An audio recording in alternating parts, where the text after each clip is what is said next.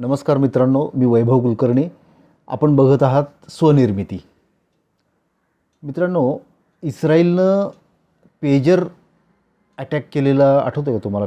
पेजरचे सगळीकडे ब्लास्ट झाले होते एकाच वेळेला अनेक ठिकाणी. प्रत्येकाच्या खिशात जे पेजर होते त्याचा ब्लास्ट झाला होता. आपल्याकडे मोबाईलचे ब्लास्ट होत आहेत.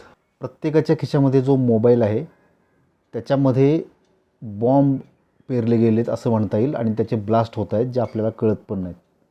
हो, परवा मी छावाबद्दल माझं मत व्यक्त करणारा एक व्हिडिओ केला होता. त्या व्हिडिओमध्ये बोलण्याच्या ओघात मी असं बोललो की सॉफ्ट अटॅक आपल्यावर होत आहेत आणि मग म्हटलं की त्याच्याबद्दल मी एक वेगळा व्हिडिओ करतो. तर तो हा व्हिडिओ आहे.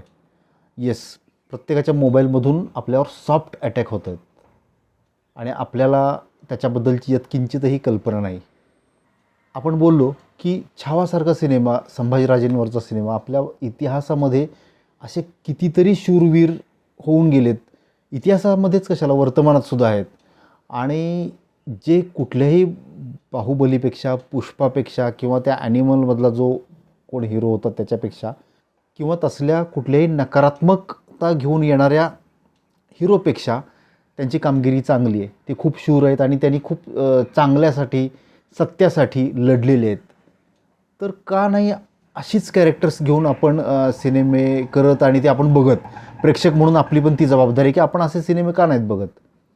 जो प्रतिसाद छावाला मिळाला तो तशा प्रकारच्या इतर सिनेमांना का नाही मिळू शकत? आता वीर मुरारबाजी योगातला आहे, रिअल कॅरेक्टर आहे मुरारबाजी देशपांडे. त्यांची गोष्ट वगैरे, ते किती शूरवीर होते आणि ते खरे होते, काल्पनिक पात्र नव्हतं. जसं बाहुबली असेल किंवा पुष्पा असेल, अशी काल्पनिक पात्र नाही आहेत ती. मग हे सिनेमे जे आहेत ते काय येतात? म्हणजे जे निगेटिव्ह अँटी हिरोज ज्याला म्हणता येईल, असे सिनेमे काय येतात? प्रमोशन करून हॅमर करून आपल्यावर ते लादले जातात, आपल्याला ते बघायला भाग पाडले जातात. आपण ते बघतो, त्याचा जो परिणाम आपल्यावर व्हायचा तो होऊ देतो आणि हे सगळं झालं तरी आपल्याला कळतसुद्धा नाही.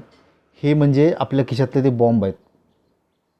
आता तुम्ही म्हणाल थिएटरमध्ये जाऊन आपण सिनेमा बघतो, मोबाईल खिशात असतो. हो, मोबाईलमध्ये जे प्रमोशन होतं किंवा ज्या पद्धतीनं लोक आल्यानंतर सिनेमा बघून येतात, आपले सोशल मीडिया पोस्ट करतात की आम्ही सिनेमा बघून आलो, आम्ही हा सिनेमा बघून आलो, आम्ही तो सिनेमा बघून आलो, आपल्याला उद्युक्त करतात की आपण पण बघितला पाहिजे. आणि आपण तो न बघणं म्हणजे काहीतरी आपलं चुकतं आहे किंवा आपण मागासलेले आहोत अशा अर्थाचा एक न्यूनगंड आपल्या मनात निर्माण केला जातो आणि आपण तो सिनेमा जाऊन बघतो. हा आहे आपल्यावर होत असणारा सॉफ्ट अटॅक. माझा एक लेखक मित्र आहे, त्याच्याबरोबर मी गप्पा मारत बसलो होतो आणि त्याला तो एक वेब सिरीज लिहित होता. त्या संदर्भात त्याला फोन आला माझ्यासमोरच. तर त्याला सांगितलं की हां, झालेत 5 एपिसोड लिहून झालेत, पूर्ण संवाद वगैरे सगळे लिहून झालेत, आता फक्त त्याच्यामध्ये शिव्या टाकायच्या राहिल्यात. म्हणजे शिव्या ही एक वेगळी रिक्वायरमेंट आहे. कुठल्याही डिजिटल प्लॅटफॉर्मकडून येणारी एक स्पेशल रिक्वायरमेंट आहे की तुमच्या वेब सिरीजमध्ये किंवा OTTवर जे काही कंटेंट जातो त्याच्यामध्ये शिव्या असल्या पाहिजेत, त्याच्यामध्ये हिंसाचार असला पाहिजे. का आणि का आपण ते बघतो आहे? कारण त्याला सेन्सॉरच नाही आहे. त्याला सेन्सॉर नाही, तिथं शिव्या चालतात, म्हणजे शिव्या लागतात. जसं भाजी चिरून झाली, फक्त फोडणी टाकायची राहिली आहे, तशी शिव्यांची फोडणी दिली जाते आणि आपण ते बघतो. म्हणजे फक्त ते दाखवणाऱ्यांवर दोष आहे असं नाही, की आपणही प्रेक्षक म्हणून तेवढेच असंवेदनशील झालो किंवा झोपलो आहे. त्या शिव्यांचा अर्थ आपण कधी जाणून घेत नाही की काय ह्या शिवीचा अर्थ काय आहे, आपण नाही विचार करत. कारण आपल्यावर ते हॅमर करून लादलं गेलं की हे तुम्ही बघा, हेच मनोरंजन आहे आणि हेच तुम्ही बघायला पाहिजे आणि हेच मनोरंजन आहे असं सांगताना शुद्ध कलाकृतीवर अन्याय केला जातो आणि ती आपल्यापासून वंचित ठेवली जाते. हां, अभिव्यक्ती स्वातंत्र्य आहे, अभिरुची स्वातंत्र्य पण आहे. मला काय आवडलं पाहिजे, काय नाही आवडलं पाहिजे, हे सगळं मान्य आहे. पण पूर्वीपासून आपल्याकडं स्वातंत्र्य आणि स्वैराचार ह्याच्यामध्ये एक तटबंदी होती. त्या तटबंदीला उद्ध्वस्त करण्याचं काम हे सॉफ्ट अटॅक करतात, हे सुरुंग करतात. हे सुरुंग आहेत. पेजर बॉम्ब फुटल्या लगेच कळले. हे सुरुंग खूप वर्षानंतर कळणार की हे फुटलेत, तेव्हा फुटले होते, आत्ता कळतात. का बरं? शिव्यांशिवाय कुठली कथा सांगता येऊ शकत नाही. हिंसाचार ठीक आहे, कथेची गरज म्हणून आणि एखादी गोष्ट सांगायची तर हिंसाचार येणं स्वाभाविक आहे. पण लोकांना हिंसाचार दाखवायचा हे इंटेन्शन ठेवून हिंसाचार दाखवणं हे चुकीचं नाही. आणि आपल्याला ते चूज करता न येणं, निवडता न येणं की अरे हे त्या इंटेन्शननं दाखवलं गेलेलं आहे आणि आपण ते बघायची गरज नाही, हा आपला पराभव नाही. आणि कसं आहे की आपण भारतीय आहोत. आपल्याला समोरून तोफा जरी डागल्या तरी त्या परतवून लावण्याची क्षमता आपल्यामध्ये आहे, मानसिक क्षमता. पण पाठीवर केलेले वार आपल्याला कधी कळले नाहीत. इतिहास काढून बघा, आपली ही मानसिकता आहे. आणि त्याच्यामागची भावना चांगलीच आहे, कारण आपली नैतिकता चांगली आहे. आपण तसं करत नाही, मग शत्रू तरी असं का करेल असं आपल्याला वाटतं आणि होतात आपल्या पाठीवर वार. हा सुद्धा एक पाठीवर झालेला होत असलेला वारच आहे. सॉफ्ट अटॅक आहे जो कळत नाही. आपण एन्जॉय करतो, हसतो.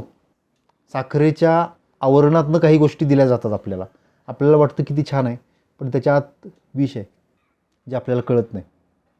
आणि ते आपल्या मनापर्यंत पोहोचण्याचा सगळ्यात सोपा मार्ग होऊन बसला आहे मोबाईल. त्या मोबाईलमध्ये OTT असतात, ज्याला सेन्सॉरशिप नाही, ज्याला काही बंधनं नाहीत. आणि वेगवेगळ्या म्हणजे समाज माध्यमांमधून ते ट्रेंड आणले जातात की हे तुम्ही बघायला पाहिजे, हे तुम्ही न बघणं म्हणजे तुम्ही मागासलेले. आणि मग एक न्यूनगंड निर्माण केला जातो तुमच्या मनात आणि तुम्हाला ते बघायला भाग पाडलं जातं. आणि एकदा दोनदा बघितलं की ते तुम्हाला सवय लागते की हेच बघायला पाहिजे आणि हे नॉर्मल आहे असं वाटतं. हां, हे एक आहे की ज्या निषिद्ध गोष्टी आहेत त्या नॉर्मल आहेत असं वाटायला लावणं, हे हॅमरिंग ह्या मोबाईलमधनं बऱ्याचदा केलं जातं. त्याला मग आपण कधी स्टेटमेंट म्हणतो, स्टाईल स्टेटमेंट, कधी कॉन्फिडन्ससाठी असं वागणं गरजेचं आहे असं वाटतं.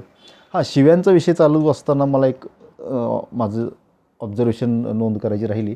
मराठी OTTवरच्या सिरीज काही जर बघितल्या तुम्ही तर त्याच्यामधले मराठी कलाकार जेव्हा शिव्या देतात, आता मी नावं घेत नाही कलाकारांची, तेव्हा ते आपल्याला किती खोटं वाटतं की अरे ह्या डायलॉग लिहिला आहे म्हणून त्याला ती शिवी देणं भाग पडतं, त्याला ते शोभत पण नाही.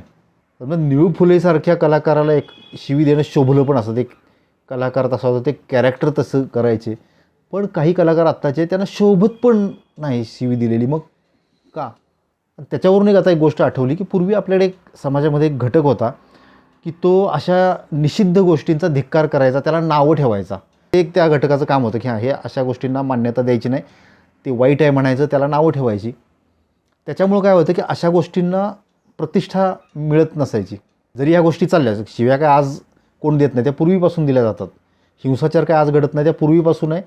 सिनेमांमध्येही पूर्वीपासून दाखवला जातो, पण त्याला प्रतिष्ठा कधी मिळत नव्हती. मग काय झालं की हे जे सॉफ्ट अटॅकर्स आहेत ह्यांनी त्या घटकावर पहिला अटॅक केला. त्यांना असं वाटायला भाग पाडलं की अरे तुम्ही जो विचार करताय, तुम्हाला जे छान छान वाटतं, तुम्ही मिळमिळीत आहात, म्हणजे याला काय अर्थ नाही, तुमच्या जगण्यालाच काय अर्थ नाही. असं हॅमर करून करून करून त्यांना ते कधीतरी खरं वाटायला लागलं. अरे खरंच आपण खूपच असं स्वतःला चौकटीत अडकवून घेतो आहे का, आणि चौकट मोडून आपण बाहेर पडलं पाहिजे वगैरे हा थॉट आला. आज परिस्थिती अशी आहे की तोच घटक निषिद्ध असलेल्या गोष्टी ज्याचा धिक्कार करायला पाहिजे त्याला प्रतिष्ठा देताना दिसतो किंवा त्या गोष्टी करताना दिसतो. आपण परत त्यांच्याकडेच बघतो. आपल्याला वाटतं की अरे ह्यांनी केलं तर आपण का नाही, आणि त्यांनी केलं म्हणजे ते भारीच असणार, बरोबरच असणार. आपल्याच लोकांच्या थ्रू आपल्यावरच सॉफ्ट अटॅक होतो आहे जो आपल्याला कळत नाही. आणि तो घटक बदलला, कारण 100 नोकटों में एक नाकवाला नहीं रह सकता. त्या न्यायानं त्यांना ते वाटलं की अरे आपण खूप एकटे पडतो आणि आपली भूमिका चुकीची आहे, आपण असं नाही करायला पाहिजे. त्यांनाही पटलं जे नाही पटायला पाहिजे होतं आणि ते बदलले. आता तेच ह्या गोष्टी करतात. समोरून होणारे वार आपण रोखू शकतो. पैशाचे स्कॅम जे होतात ऑनलाईन मोबाईलवर वगैरे, त्याच्यासाठी खूप आपल्याला सरकार जनजागृती करतं, मेसेजेस पाठवतं की अशा प्रकारच्या फोन कॉल्सना उत्तर देऊ नका, लिंकवर क्लिक करू नका वगैरे वगैरे. ते आपल्याला सांगितलं जातं. पण मनोरंजन क्षेत्रात म्हणजे सिनेमापासून ते रील्सपर्यंत ज्या गोष्टी आपल्यावर हॅमर केल्या जातात आणि आपण त्याच्या आहारी हळूहळू चाललो आहे, एक स्लो पॉयझन आपल्या समाजात पसरत चाललं आहे, त्याच्याबद्दल आपल्याला कोण जागं करणार आहे? सध्या तरी कोणी करताना दिसत नाही. ह्या निमित्तानं मला तुम्हाला एक इशारा द्यायचा आहे की सजग व्हा, की आपण जे बघतो आहे स्क्रीनमधून आपल्या मेंदूपर्यंत जे जातं आहे डोळ्यां थ्रू किंवा कानांच्या माध्यमातून ते काय आहे, एवढा प्रश्न जरी आपण विचारत राहिलो तरी हा अटॅक आपण किमान आपल्यापुरता वाचवू शकतो. आपलं काही जात नाही हो, आपल्या समाजाचं नुकसान होतं आणि पर्यायानं शेवटी आपलंच नुकसान आहे, ते वैयक्तिक आपलं नुकसान आहे. समाज म्हणजे दुसरं कोण नसतं, आपण तुम्ही आणि मी मिळूनच समाज तयार होत असतो ना. समाजाचे नीतिनियम म्हणजे असे कोणी लिहून दिलेले नसतात, आपणच ठरवलेले असतात. आपण एखाद्या ठिकाणी 4 व्हीलर पार्क करतो तेव्हा विचार करतो ना की बाजूने दुसरी 4 व्हीलर जाऊ शकेल का. तिथं बोर्ड लिहिलेला असतो का की गाडी लावताना विचार करा की दुसऱ्या बाजूने गाडी जाईल का. आपल्याला सरासर विचार करता तेवढं कळतं ना, मग तो समाजाचा नियम बनतो. अशा पद्धतीनंच ते नीतिनियम बनलेले असतात आणि ज्याच्यावर आघात केला म्हणजे जे कळायचं बंद झालं, आपल्याला समजा हे कळायचं बंद झालं की गाडी कुठं पार्क केली पाहिजे आणि आपण रस्त्याच्या मध्यभागी लावली गाडी, तर काय होईल, ट्रॅफिक जाम होईल. समाजाचं पण तेच होऊ घातलेलं आहे. धन्यवाद.